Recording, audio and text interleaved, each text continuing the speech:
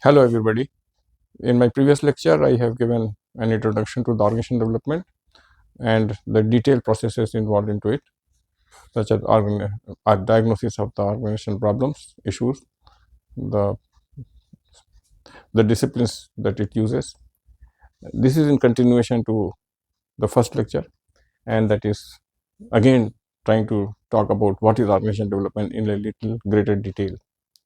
So, about there are quite a few other things also, but I am going to talk about the organization development. It's a process oriented approach to improving organizational effectiveness and facilitating change in the organization. And the second one that involves use of the behavioral science principles and techniques to analyze organizational structures, strategies, and problems, systems, and processes.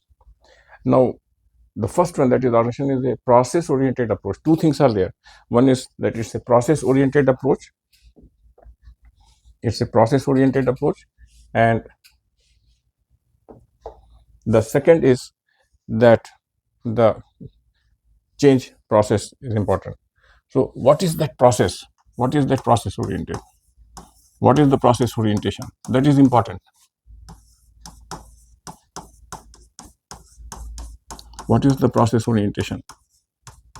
Process orientation is the one process orientation is related to the diagnosing,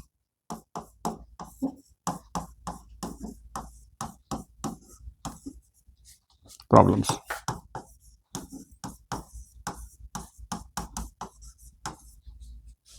Diagnosing problems can be in a number of ways. One can go to the organization, talk about, interact with people, try to find out the problem and say, yes, this is the problem which you are having. This one. Coming out from the consultant as an OD professional and saying that this is the process. The second one is, I don't say this is the problem.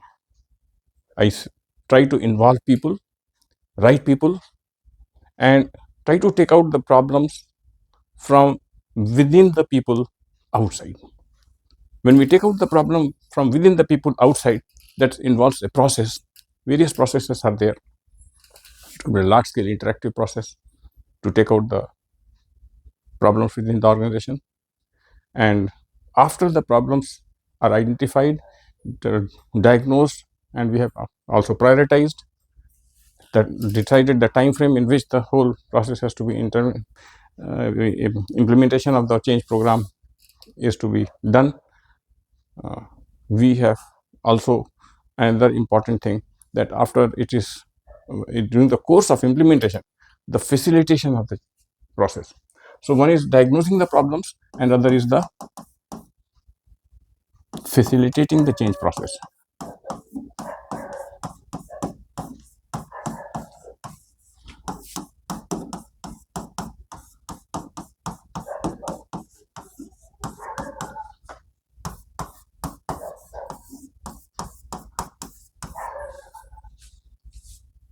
Two things are important, and both the common thing in both diagnosing and facilitating is the process of facilitation.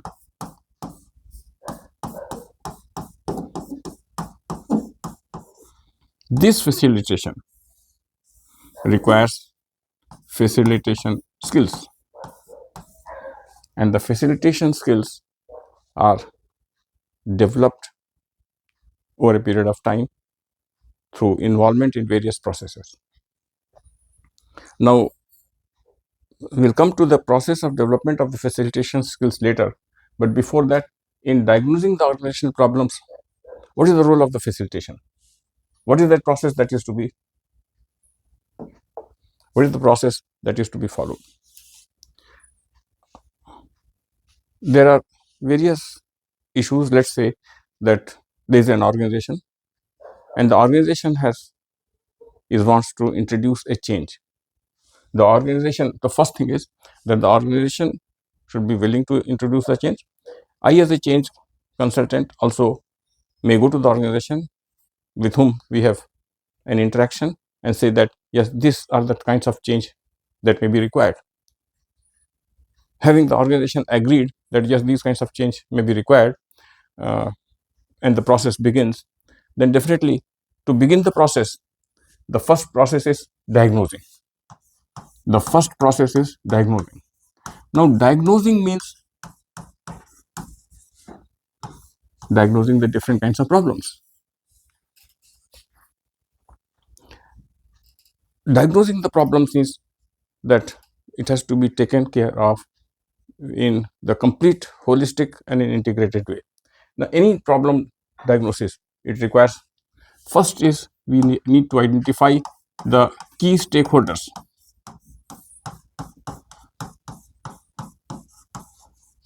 Key stakeholders.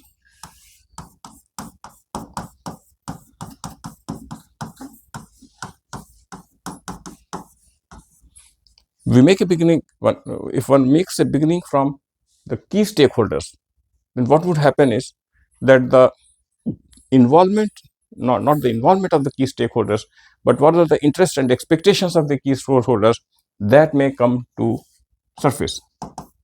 So therefore, one is the interests and expectations of the key stakeholders.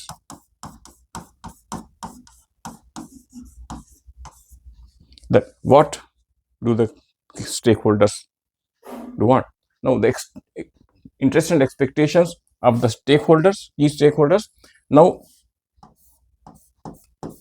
both internal and external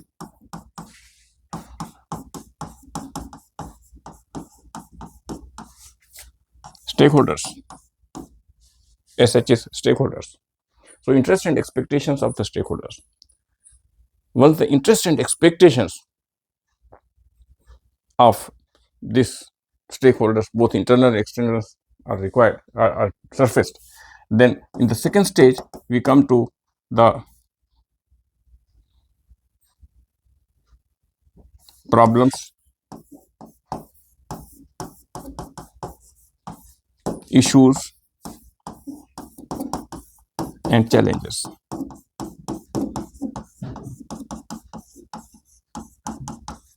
The third important thing that is needed, that may be needed to make change effective, is the solutions, strategies,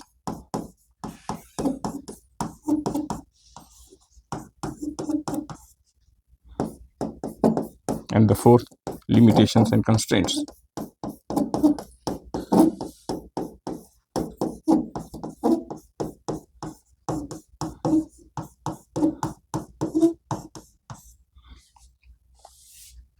So we have, first is, in the first stage we are identifying the key stakeholders, and within that the interests and expectations of both the internal and external stakeholders, problems, issues, and challenges, solutions and strategies, and limitations and constraints. Once we have come out to this is with regard to a change, diagnosing the change of a organization on the whole. So we start with the stakeholders. On the whole means, let's say, implementing or introducing new human resource management systems in the organizations, or bringing about a change in the current human resource management systems for a better effect, introducing change in the performance management system. It could be anything.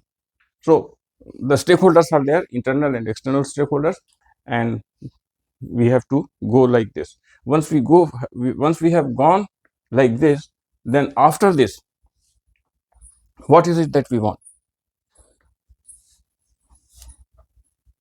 Lot of problems will get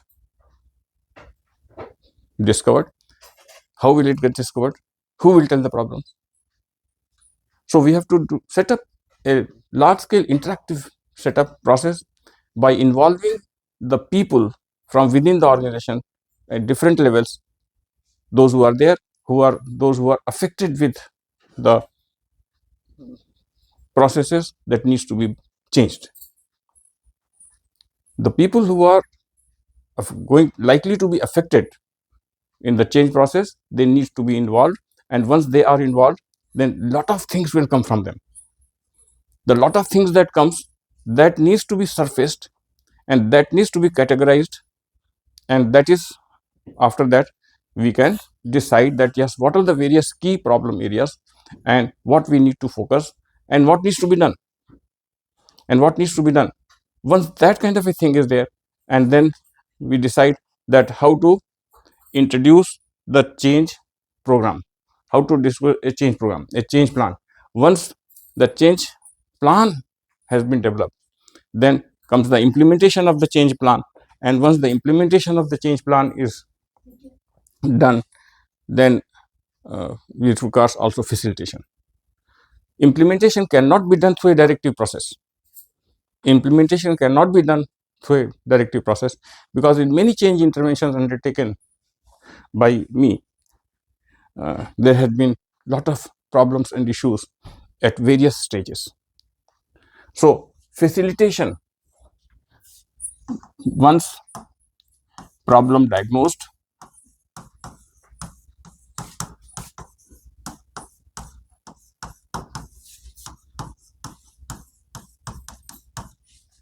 what problem? Root cause of the problem. What is the root cause? There are ways that the root cause of the problems can be identified, and once the root causes are identified and the problems are diagnosed, then develop the change program.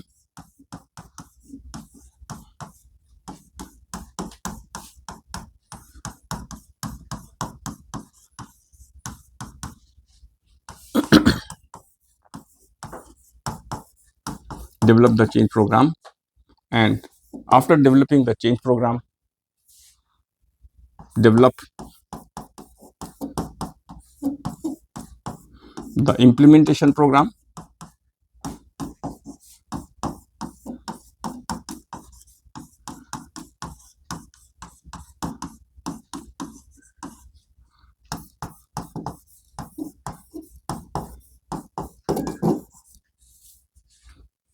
Now what is this? So that means three things have been done. One is root cause of the problems identified. Second is development of the change program, a detailed change program, and then also how the change program will be implemented. So therefore, development of the implementation of the change program. Once the three things are there, of course, it goes without saying that the costs, implications, etc., because implementation, everything has to be included. So this, in the implementation, we also must have the cost aspects of implementing the program.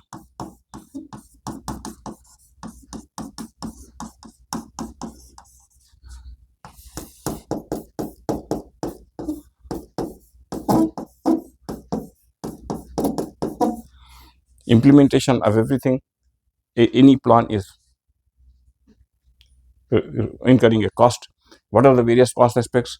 Cost aspects, it could be in terms of infrastructure, it could be in terms of the people, it could be in terms of the experts cost, it would be in terms of the facilitation costs of the by the OD practitioners. So cost aspects have to be there. Once the total thing is there, then we set now to implement, and it is there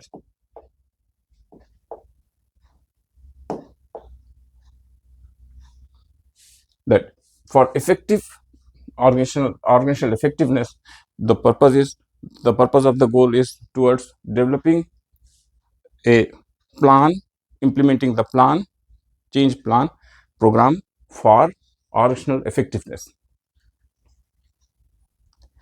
When we do that, then yes, the facilitation has a very, very important role, because through a directive process, it is very difficult to implement the change program. Even if it is implemented, it may meet setbacks, large resistance, huge resistances may come, and change may have to be stopped.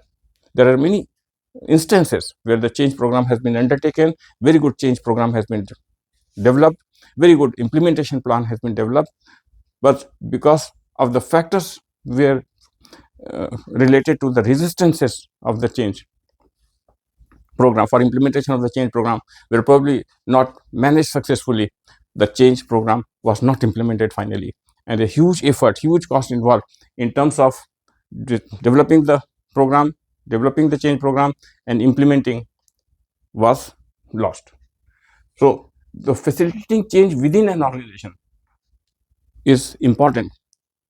So what does it do? It evens out the resistances and the forces and many things to ensuring that yes, finally it will become success. Now this is one aspect, first one. The second one is it involves the use of behavioral science principles and techniques and analyze the original structure, systems and processes. So this particular part, the second part, that is analyze the original structure, systems and processes, this is coming up in the first part when I've talked about while for the process of development of identifying the root cause of the problems. So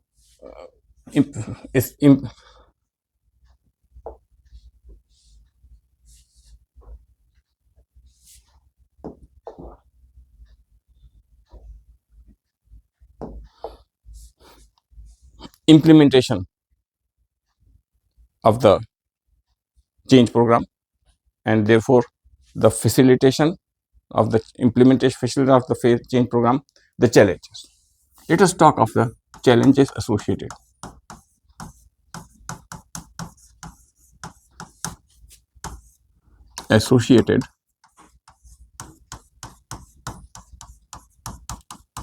with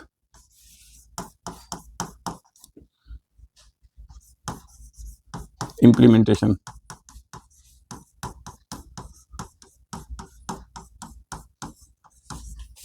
of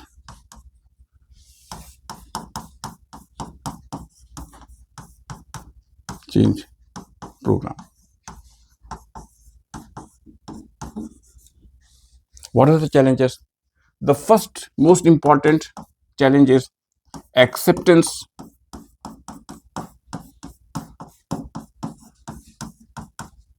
by large majority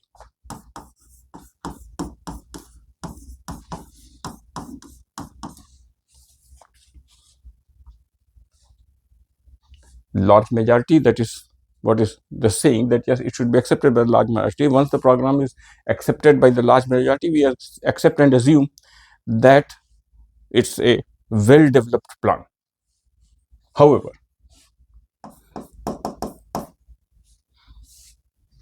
the second one is also important, and it is not ignoring the minority.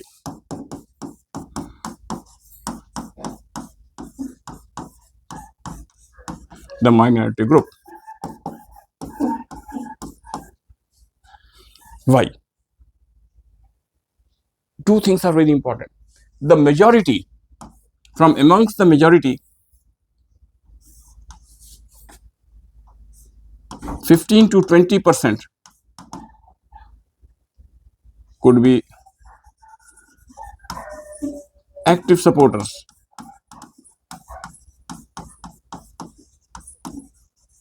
and 65 to 70% could be passive supporters.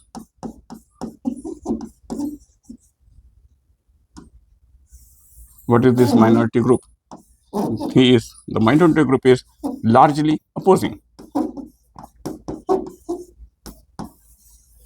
Now, who is it who can oppose the program developed for the organization, for the organizational effectiveness, and particularly the thing which is coming from the top? Because I failed to mention it earlier that any change program must be initiated from the top. A thing that is initiated from the top and that is being opposed, that means there will be a lot of strength amongst that, and that maybe maybe there may be few people but strong people, and that cannot be ignored, that should not be ignored. Therefore, just the majority is not important, acceptance by the majority is not important, acceptance by each and every one who are important, who are has to be taken into account. And once we do this, try to get an acceptance from both, all together, then the change programs becomes fulfilled. And this may happen even during the course of the implementation of the change program. While the program is being implemented, and then also something is coming up, we should take immediately some corrective actions and try to implement it in a manner that the change program is ignoring. Therefore, so one challenge is accepted by the acceptance by the people. Once the challenges have been accepted, once this particular aspect is taken, then how do we go ahead? When we have to go ahead, then involve the people.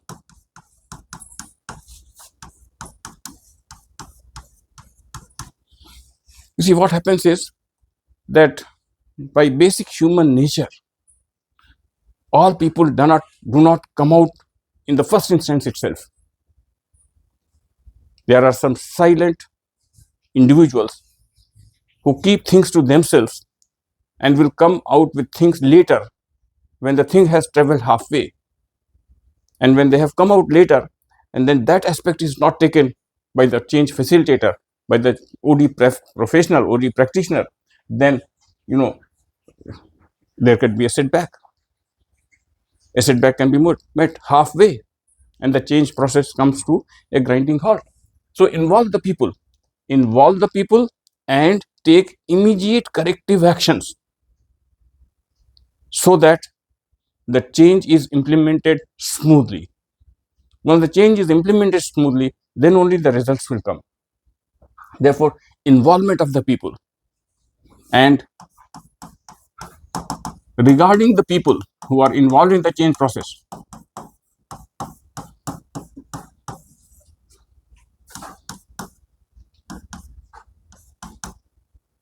people who are involved in the change process is important. And once this is done, then again the change program again may meet some kind of problems. Small thing. In one of the experiences of introducing a change and developing a change program itself, a problem came with regard to some kind of a communication error made between the professional OD consultant and the CEO.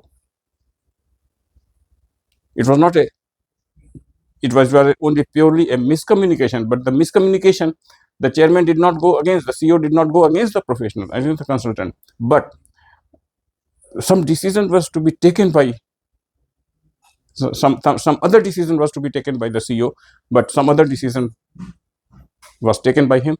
And immediately when the change consultant found that yes, it can create a problem, that decision was reversed and appropriate and the change program implementation process was smoothened. So it's not this that when a resistance comes, a huge block of resistance comes, then manage the change. So ongoing continuous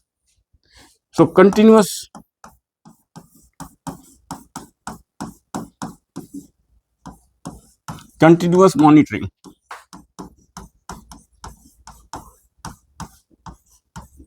reviewing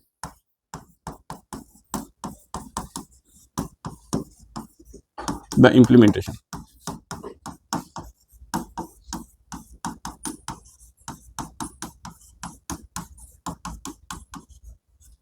For change goals, achievements.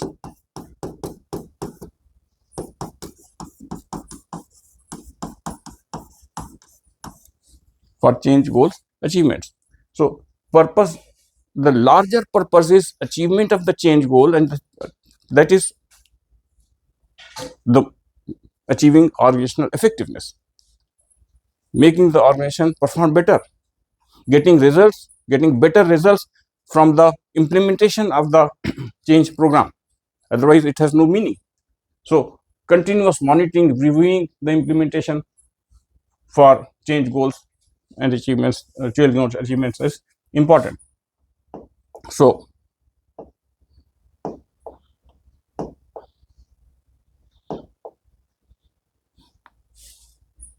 facilitating change within the organization. Briefly, I have talked about it.